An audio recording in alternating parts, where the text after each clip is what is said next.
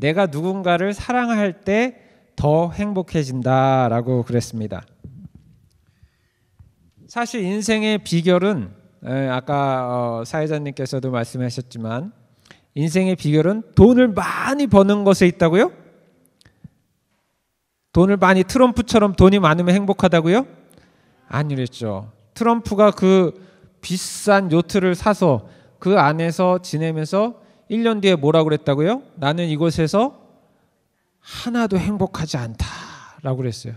엄청나게 비싼 요트를 사고 그 안에 뭐 금은보화가 다 가득 차 있더라도 행복은 거기서 오는 것이 아니고 내가 사랑을 받을 때, 그리고 내가 누군가를 사랑할 때 행복하다라는 것입니다.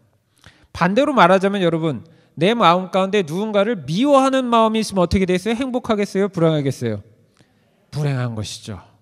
내가 누군가를 미워하면 불행해지는 것입니다. 자, 여러분 이거 보세요. 뉴욕의 기차는 항상 몇 분 늦게 출발한다고요? 1분 늦게 출발한다고 합니다. 여러분, 왜 뉴욕의 기차가 1분 늦게 출발할까요? 왜 그럴까요? 1분 늦으면 그 사람의 출근 시간이 혹은 등교 시간이 30분이 늦어지기 때문에, 그렇기 때문에 1분을 기다려준다는 것이죠. 승객의 입장을 배려하는 것입니다. 그죠? 그래서 우리가 서로에 대한 배려가 바로 이 사회를 아름답게 하고 나의 가정을 아름답게 하는 것이죠. 가정에서 행복하려면 어떻게 되는 거예요? 상대방을 배려해야 되는 것이죠. 남편은 아내를 배려하고, 아내는 남편을 배려하고, 부모는 자식을 배려하고, 자식은 부모를 배려하는 것입니다.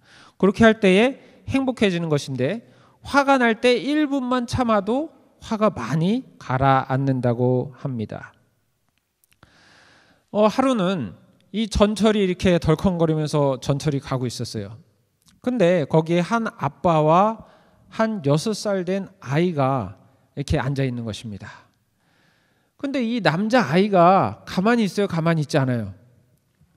가만히 있지 않습니다. 여러분, 6살 된 남자인, 제가 아들만 둘 키우는 아빠예요. 아이는 가만히 있지 않죠. 계속 앉았다 일어났다가 또 신발 신고 의자에 올라갔다가 내려왔다가 막 달려갔다가 막 이렇게 하는 것입니다. 그런데 아이가 여러분 그렇게 막 왔다 갔다 하면 어떻게 해야 돼요? 그럼 어떻게 해야 돼요, 아빠가? 이 주의를 줘야죠. 아예 가만히 앉아있도록. 공공장소인데 주의를 줘야 되는데 아빠가 멍하니 있는 것입니다. 멍하니 있고 아이는 계속 분주하게 막 이렇게 왔다 갔다 하고 앉았다 일어났다 계속 하니까 거기 그것을 참다 못해 앞에 앉아 계시던 한 어르신께서 여보쇼, 그 애가 그렇게 정신없이 여기 이렇게 이러면 되겠습니까? 주의를 줘야지, 젊은 사람이란 말이야. 이랬더니 그 아빠가 뭐라고 하는 것입니까? 그 아빠가 아이고 대단히 죄송합니다. 제가 지금 집사람 장례를 마치고 오는 길이라 경황이 없어서 제가 이 아이를 단도리를 못했습니다. 죄송합니다 하는 거예요. 그리고 아이한테 이제 아빠가 주의를 줬죠. 근데 아빠가 주의를 준다고 이 아이가 가만히 있습니까? 가만히 있지 않죠. 남자아이는 가만히 있지 않습니다. 계속 또 그러는 거예요. 그런데 여러분 보십시오. 변화가 생겼어요. 아빠가 그 얘기를 하고 나서 사람들이 그 아이나 부모, 그 아빠를 가지고 뭐라고 했을까요? 안 했을까요? 아무도 안 하는 것입니다. 그 사람의 상황을 알게 됐을 때, 이해하게 됐을 때 어떻게 된 것이에요? 배려하게 되는 것이죠. 그래서 우리가 배려하고 상대방을 그렇게 하는 것의 시작점은 상대방을 이해하는 데서 시작된다라는 것입니다. 여러분, 이게 우리가 가족 간에 서로 대화가 되지 않고 서로 오해하고 미워하고 화내고 급기야 대화가 끊어지는 때가 있어요, 없어요? 자, 있습니까, 없습니까? 있죠. 근데 그게 왜 그러냐? 이 불통이면 뭐라고요? 고통이고, 소통이면 어떻게 된다고요? 형통이다. 통하지 않으면 고통이라는 것이죠. 여러분, 사람 몸도 마찬가지죠. 혈액순환이 잘 안 되면 어떻게 됩니까? 아프죠. 그래서 우리가 막 이렇게 지압점을 찾아서 지압을 하고 막 마사지를 하지 않습니까? 피가 잘 흐를 수 있도록. 그래서 피가 잘 흐르면 이렇게 막힌 것이 풀려지면 훨씬 더 통증이 없다라는 것입니다. 그리고 소통하면 어떻게 된다고요? 형통하게 된다라는 것입니다. 이 소통한다는 것은 무엇이에요? 나의 의사를 정확하게 잘 전달하고 또 상대방의 의사를 알기 위해서 어떻게 해야 돼요? 잘 경청해야 되는 것이죠. 그죠? 근데 우리가 자주 하는 이 실수가 무엇입니까? 가족 간에 혹은 친구 간에 혹은 직장에서 어떻게 해요? 들어요, 안 들어요? 안 들어요. 예. 여러분, 이 꼰대가 무엇입니까? 꼰대. 얼마 전에 저희 집사람이 저더러 꼰대라고 그랬어요. 꼰대라고 그랬어요. 자, 제가 그래서 제가 막 버럭 화를 냈죠. 내가 왜 꼰대냐. 근데 저희 집사람이 저한테 꼰대라고 했을 때는 이유가 있겠죠. 왜 그랬을까요? 예? 소통이 안 됐다. 어떻게 소통이 안 된 거예요? 자꾸 자기 주장만 피는 거예요. 그죠? 상대방의 말을 듣고 맞아 그래 내가 잘못했어 이렇게 수긍하고 잘 들어줘야 되는데 수긍하고 듣지 않고 어떻게 하는 것이에요? 나의 선입견과 나의 판단과 나의 생각만 주입하려고 할 때 뭐가 되는 거예요? 꼰대 되는 것입니다, 여러분. 자, 여러분 꼰대 되고 싶으세요? 안 되고 싶으세요? 예, 꼰대 안 되고 싶죠? 꼰대가 안 되고 싶으면 어떻게 해야 된다? 잘 뭐 해야 된다? 들어줘야 된다. 잘 경청해야 된다라는 것이죠. 자, 마음을 움직이는 10가지 대화의 기술이 있는데 거의 이것이 펜실베니아 대학에서 40년간 연구를 한 것이라고 합니다. 40년간 연구를 하고 그 다음에 2004년에 미국 보건복지부에서 연구 결과 효과를 인정한 대화 기술인데요.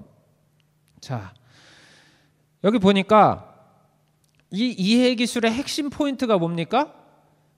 듣고 또 듣는 것이다. 듣고 또 듣는 이해 기술이라고 합니다. 인간은 입이 하나고 귀가 둘이 있는데 이는 말하기보다 듣기를 2배 더 하라는 그런 탈무드의 가르침이 있죠. 예, 우리가 듣지 않을 때 상대방이 말하는 것을 듣지 않고 자꾸 자기의 주장을 필 때 마치 이 벽에다 대고 얘기하는 것처럼 된다라는 것입니다. 그래서 내가 그런 사람이 되지 않으려면 어떻게 해야 되는가? 잘 듣고 경청할 수 있어야 한다라는 것입니다. 그래서 듣고 또 듣는 이해 기술 가운데 핵심이 뭐냐? 바로 공감적 경청이라는 것이에요. 공감적 경청. 여기 보면 이제 공감이라는 건 뭐냐? 감정을 걷다 이입한다는 것이에요. 그래서 상상력을 동원해서 상대방의 생각과 염려 그리고 그 사람의 감정 속으로 들어가는 것이죠. 저희 집사람이 저한테 자주 하는 얘기가 있습니다. 서로 막 얘기를 하다가 그죠? 예, 집사람이 힘들다고 해요. 이거 힘들어. 그러면 제가 이제 가르치려고 들죠. 목사가 제일 잘하는 게 뭡니까? 가르치는 거죠. 그래서 가르치려고 들어요. 그럴 땐 이렇게 하고 저렇게 이렇게 해야지 라고 하면 딱 뭐라고 반응이 올까요?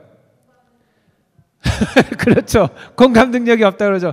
그럴 때는 이렇게 하는 거야. 얼마나 힘들어. 당신 정말 힘들겠다. 얼마나 힘들어. 예? 그렇게 얘기를 하라고 이제 저희 집사님이 저한테 얘기를 해줘.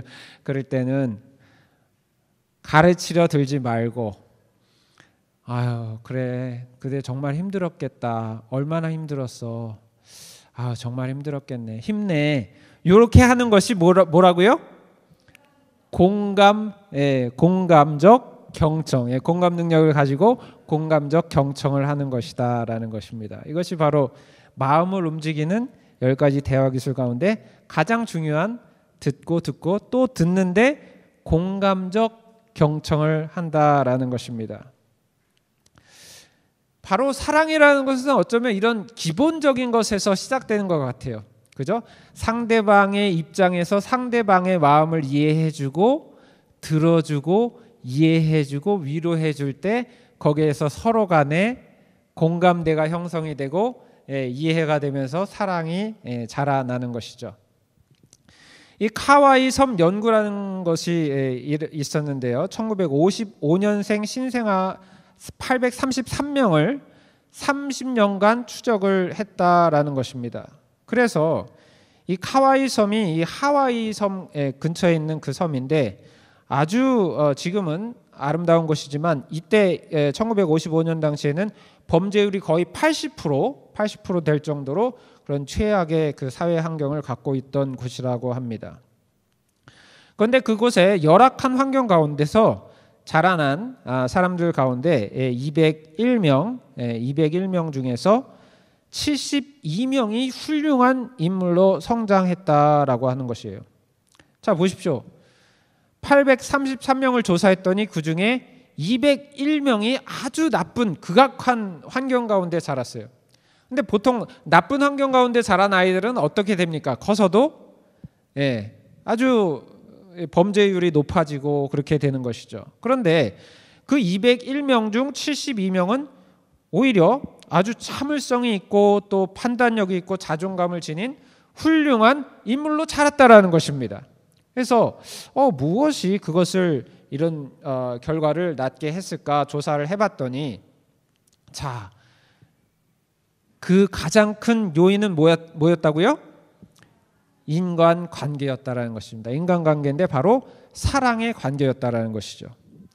이 사람들 곁에는 무조건적으로 받아들이고 또 사랑해주는 가족 한 명이 있었는데 부모나 할머니나 형제나 또 양부모 등의 사랑을 밑바탕으로 그 상처를 치유하고 역경을 이겨내게 되었다라는 것입니다. 말하자면 내가 누군가를 사랑할 때 그리고 누군가 나를 사랑해 줄 때 거기에서 행복감이 생기게 되고 자존감이 생겨나고 그리고 그 사람이 그 아이가 이 세상에서 아주 훌륭한 인물로 자라게 된다라는 것입니다. 그런 아주 열악한 환경 가운데서 아이들이 자랄 때 그 아이들도 보나마나 형편없었을 거예요. 그런데 누군가 한 사람이 이해해주고 격려해주고 사랑해줬을 때 이런 좋은 결과가 나오게 되었다라는 것입니다.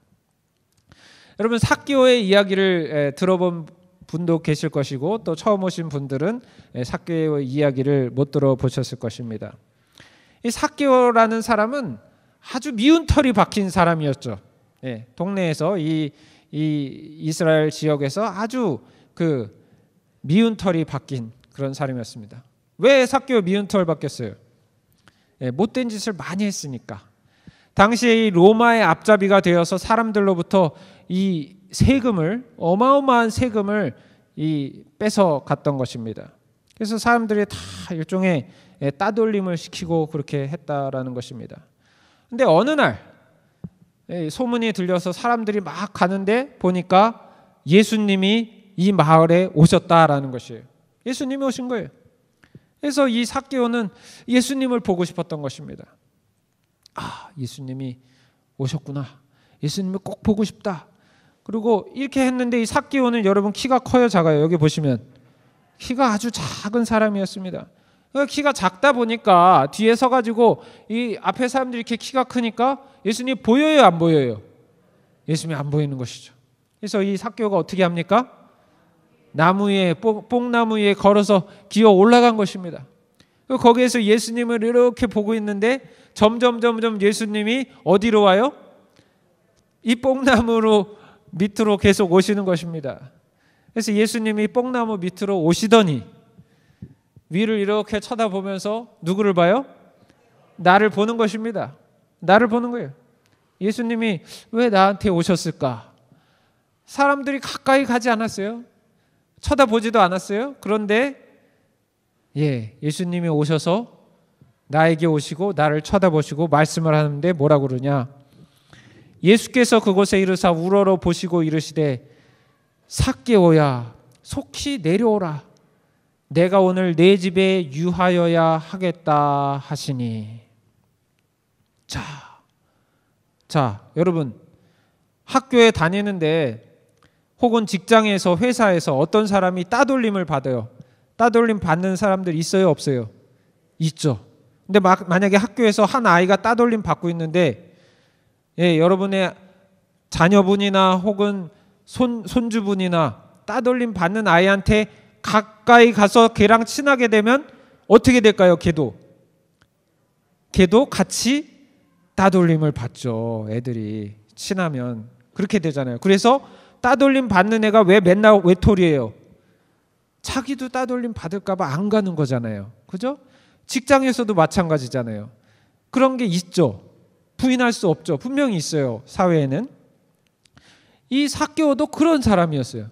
근데 예수님은 그 삭개오에게 가까이 가시고 내가 오늘 내 집에 유하여야 하겠다 라는 말씀하셨는데 그 이유가 뭐였을까요? 예수님이 삭개오를 뭐 하셨어요? 사랑하신 거예요. 사랑하신 것입니다. 예수님은 삭개오를 사랑하신 거예요. 왜 그럴까요?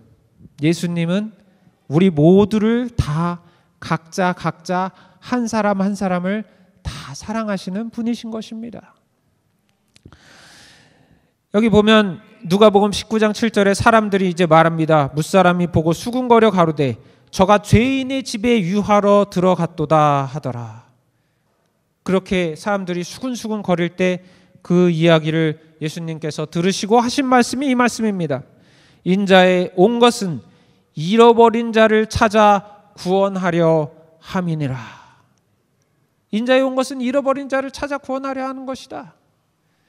예수님께서 2000년 전에 이 땅에 태어나신 것은 바로 여기 앉아 계신 저를 포함해서 여러분 한 사람 한 사람을 사랑하시기 때문에 여러분이 잘생겼든 못생겼든 돈이 많든 가난하든 건강하든 혹은 병 걸렸든 어떤 상황이든지 간에 예수님은 여러분들을 사랑하시기 때문에 이 땅에 오신 것이고 여러분을 구원하기 원한다라는 것입니다. 그래서 삭개오는 너무나 기뻤어요. 그리고 예수님을 모시고 집에 갔던 것입니다. 자, 여러분 중요한 거 한 말씀을 드리겠습니다. 이 자신의 성숙과 안녕을 위한 기술 중 또 한 가지가 뭐냐면 바로 용서 기술입니다. 용서 기술. 여러분 사람을 용서하는 게 쉬워요, 어려워요? 자, 어떤 사람이 여러분에게 아주 끔찍한 해악을 끼쳤어요. 여러분을 어떻게 어떤 방식으로든지 여러분을 배신했을 수도 있고 사기를 쳤을 수도 있고 그 다음에 여러분에게 못된 짓을 많이 했어요. 그 사람 용서하는 게 쉽습니까? 어렵습니까? 쉬워요, 어려워요? 어렵죠. 용서하는 것은 진짜 어려운 일입니다. 어떻게 그 인간을 내가 용서해? 그런 인간을. 근데 여기 보시면 세뮤얼 존슨이 이런 말을 했습니다. 현명한 사람이라면, wise person, 현명한 사람이라면 용서를 서두를 것이다.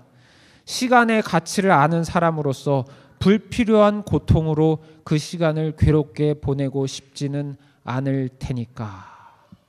자, 여러분이 누군가를 용서하지 않고 미워하는 마음을 갖고 있으면 마음이 편해요, 불편해요?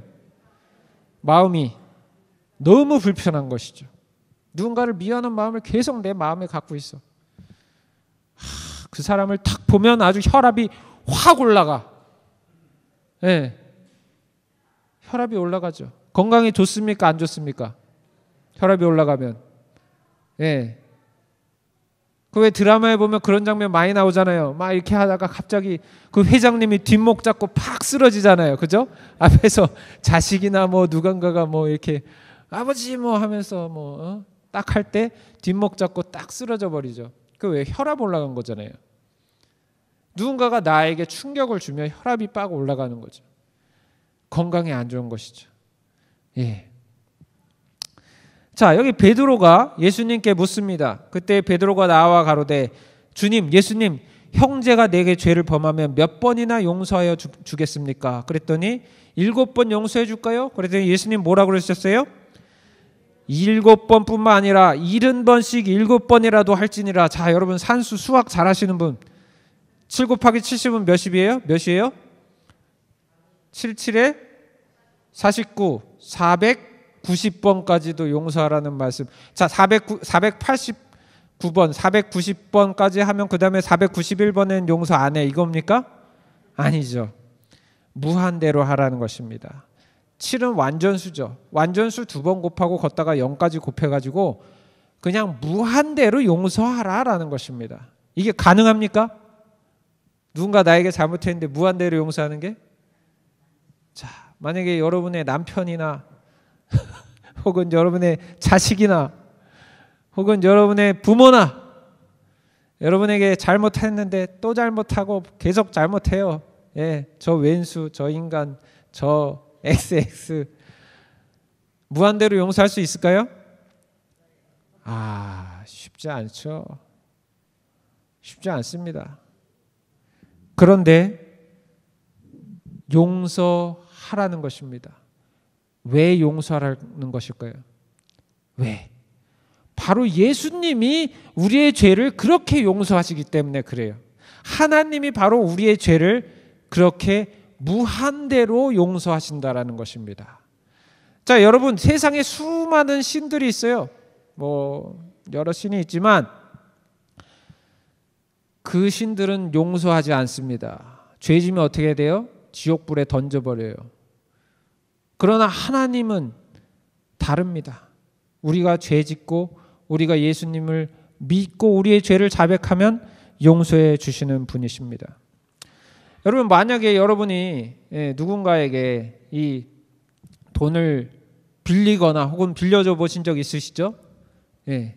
그런데 여러분이 큰 돈을 빌렸는데 만약에 그 돈을 여러분 예를 들면 누군가에게 1,000만 원을 빌렸어요. 근데 아무래도 제 상황이 지금 이 돈을 갚을 수 없는 상황이야. 근데 그분이 괜찮아, 갚을 필요 없어, 정말 어려운 상황인데 안 갚아도 돼? 그러면 고맙겠습니까? 안 고맙겠습니까? 고맙죠. 너무 고맙죠. 그래, 미안해, 정말 미안해, 근데 내가 꼭 갚을게 라고 말하고 돈이 생기면 분명 갚을 거예요. 그죠? 근데 지금은 어쨌든 그거를 안 갚게 해주니까 너무 고마운 거죠. 그런데 바로 예수님이 우리의 빚을 그렇게 다 탕감해 주신다라는 것입니다. 1505년에 이 젊은 법대생 마틴 루터가 시골의 한 시골길을 걷고 있었어요. 근데 갑자기 천둥 번개가 치면서 이 밭을 걷고 있는데 천둥 번개가 치는 것입니다. 여러분, 가까운 데서 천둥 번개 치는 거 한번 이렇게 보신 적 있으세요? 정말 무섭죠. 벼락이 팍 옆에 떨어지면 얼마나 무섭습니까? 근데 이 마틴 루터가 그 길을 걷고 있는데 갑자기 천둥이, 이 번개가, 벼락이 옆에 탁 떨어지는 것입니다. 그러니까 깜짝 놀라서 루터가 엎드렸어요. 그리고 이렇게 말합니다. 그때 당시에 이 마틴 루터가 안내 성자님, 제가 만약에 저를 살려주시면 제가 수도승이 되겠습니다 라고 그가 고백을 한 것입니다. 그리고 날씨가 개어서 그가 약속을 한 것이 있으니까 어떻게 됐을까요? 이제 수도승이 되어서 어거스티니안 수도원에 그가 들어간 것입니다. 그리고 그때부터 이 루터는 자신의 죄의식에서 벗어나기 위해서 철저한 금욕주의와 이 공덕을 쌓는 그 생활을 시작합니다. 여러분, 금욕주의 뭔지 아시죠? 금욕주의 뭡니까? 아주 절제해서 먹고 아주 모든 것에 절제하는 그런 자신의 욕심과 욕망을 컨트롤하는 그런 생활을 한 것입니다. 근데 그가 자신이 그런 금욕주의와 그런 고행에 들어가면 들어갈수록 철저한 자신의 노력과 헌신에도 불구하고 마음의 평화가 있었을까요? 없었을까요? 마음의 평화가 없는 것입니다. 오히려 더욱더 죄의식이 마음속에서 깊어지고 내가 죄인이라는 것을 더 깨닫게 되는 것이에요. 그가 1510년에 로마로 순례를 떠나서 그곳에서 이 빌라도의 계단이라는 것을 그가 무릎으로 이렇게 기어서 올라가기 시작합니다. 그때 그가 주기도문을 반복해서 외우면서 28계단을 다 올라갔어요. 그가 계속해서 올라갈수록 내가 저 계단 끝에 올라가면 분명히 내 마음 가운데 평화가 찾아오면서 나의 모든 죄가 다 사라졌을 것으로 나는 느낄 것이다 라고 생각하고 올라가는데, 올라갈수록, 그런 고행을 하면 할수록 점점 자신이 마음이 가벼워지는 것이 아니고 무거워지는 것을 느낀 것입니다.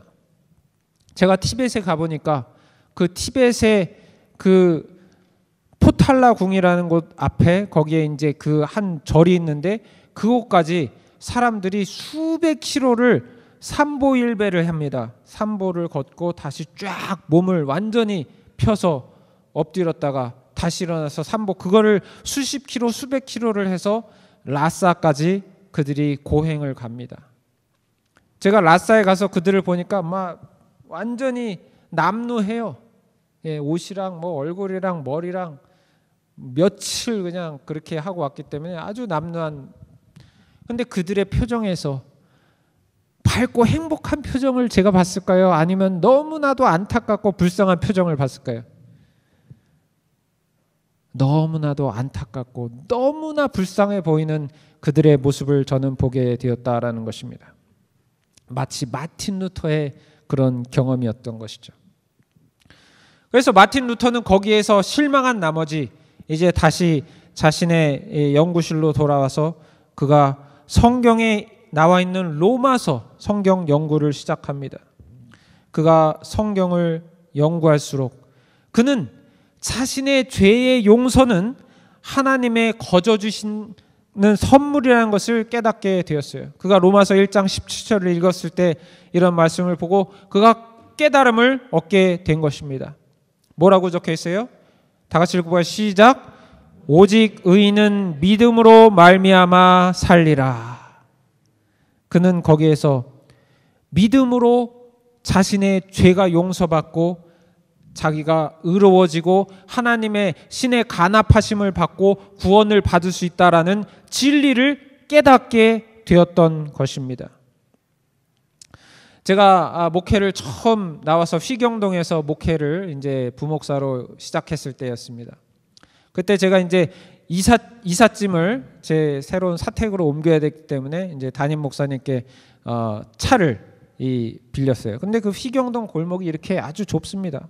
그래서 이 차를 빌려서 제가 스타렉스 밴을 빌려서 거기에 짐들을 그때 이제 총각이었으니까 짐이 별로 없었죠. 싣고 제가 이 휘경동 골목을 이렇게 운전해서 가는데 갑자기 제가 우회전을 할 때, 여러분 제가 그때 10년 무사고 운전이었거든요. 10년 무사고. 왜 10년 무사고였을까요? 제 면허가 무슨 면허예요? 네, 장롱 면허였기 때문에 10년 무사고였습니다. 근데 우회전을 하는 순간 어떻게 됐을까요?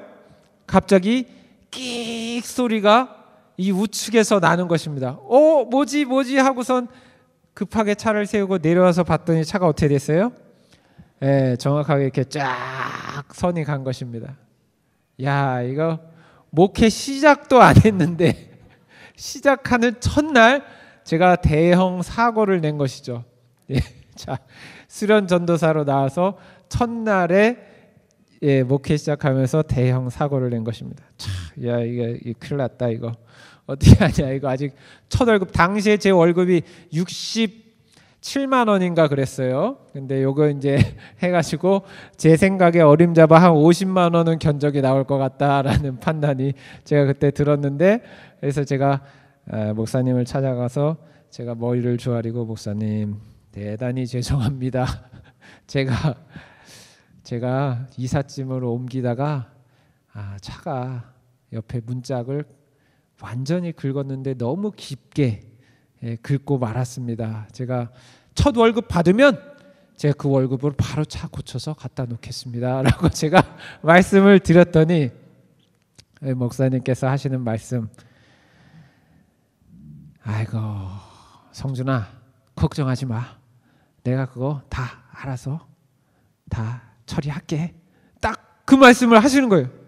제가 그때 그 말씀을 듣고 눈물을 쏟을 뻔했어요. 눈물을. 목사님 죄송합니다, 감사합니다 하고 제가 나왔는데, 첫 월급을 온전히 보전받을 수 있게 된 그 기쁨보다 용서받았다라는 그 사실이 저의 마음 가운데 큰 감동으로 왔고, 제가 지금 20년이 지난 지금도 그때의 그 감격을 아주 생생하게 기억하고 있는 것입니다. 이 용서의 기쁨은 대단한 것입니다.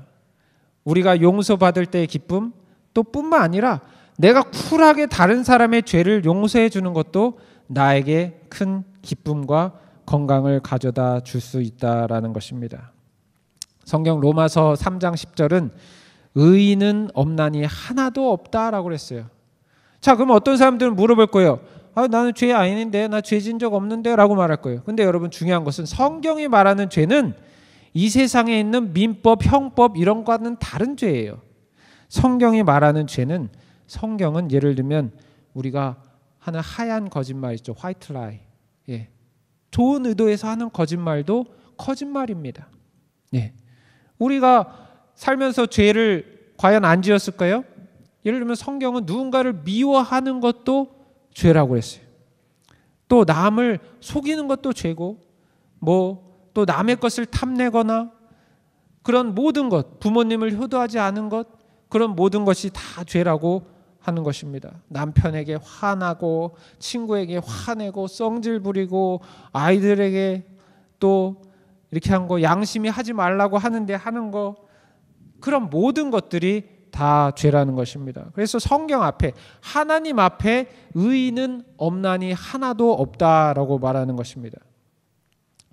로마서 6장 23절에 이렇게 말합니다. 죄의 삭은 사망이요, 죄 지은 사람은 모두 하나님의 형벌을 받을 수밖에 없어요. 그러나 하나님의 은사, 하나님의 선물은 바로 그리스도 예수 우리 주 안에 있는 영생이다 그랬어요.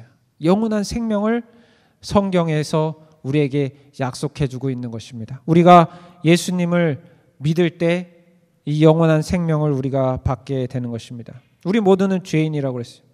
우리 모두는 하나님의 형벌 아래 있고 또 그런 상태에 있는 것입니다. 그러나 예수님께서 영원한 생명의 선물을 우리에게 주신 것입니다. 하나님께서는 이 영원한 생명을 우리에게 값없이 주기를 원하십니다. 제가 얼마 전에 본 뉴스에서 이런 이야기가 나왔어요. 한 여자아이가 집에서 부모님과 다투고 싸웠어요. 사춘기 소녀죠. 아버지는 꼰대처럼 하고 엄마는 맨날 잔소리하고, 그래서 신경질 나가지고 집을 나와버렸어요. 그럴 거면 너 집 나가! 엄마가 그랬겠죠. 분명히. 그럴 거면 너 집 나가. 그래서 나가고 말지 하고 나온 것입니다. 나가서 이 아이가 이제 집 나온 가출 청소년들은 보통 다 루틴이 똑같습니다. 어떻게 돼요? 친구들을 만나죠. 그리고 친구들이 아지트가 있을까요, 없을까요? 아지트가 있습니다. 그 아지트에 가서 친구들과 같이 지내요. 근데 지내다 보면 뭐가 다 떨어져요? 돈이 다 떨어지죠. 그럼 돈이 있어야 되잖아요, 생활하려면. 그래서 어떻게 해요? 친구가 꼬시죠. 야, 나랑 같이 어디 가면 돈 벌 수 있어. 그리고 같이 갔더니 뭐 하는 데였어요? 성매매하는 곳입니다. 거기에서 이제 해가지고 성매매를 시작한 것입니다. 부모님은 지금 얘가 연락을 해도 전화도 안 되고 전화 안 받죠. 문자 해도 답도 안 오고 아주 답답한 것입니다. 얘가 도대체 어디 가서 뭐 하고 있는지 알 수 없어요. 처음에는 화가 났죠. 부모님이 화가 났지만 그러나 이제 걱정이 되기 시작한 것이죠. 딸내미가 어디 갔나? 한 달이 지나고 두 달이 지나고 세 달, 네 달, 다섯 달, 1년이 지나도 딸이 안 돌아와요. 실종 신고 내도 소용없고 못 찾아요, 경찰도. 그런데 어느 날 이 여자아이가 추운 겨울에, 그날도 어떤 아저씨를 만나서 못된 짓을 하고 나와서 한밤중에 길을 걷고 있는데 아빠로부터 문자가 온 것입니다. 아빠가 이렇게 썼어요. 얘야, 날씨가 많이 추운데 옷이라도 따뜻하게 입고 다니렴. 아버지가 보낸 문자에 자기를 향한 그런 어떤 타박과 꾸중과 혼냄이 있을 줄 알았는데 아버지가 자기를 향한 걱정과 근심과 사랑의 마음을, 그 문자를 보고 아이가 깨닫게 된 것입니다. 아버지가 날 사랑하는구나. 그리고 이 아이가 다시 집으로 귀가하게 되었다라는 그런 뉴스를 제가 보게 되었습니다.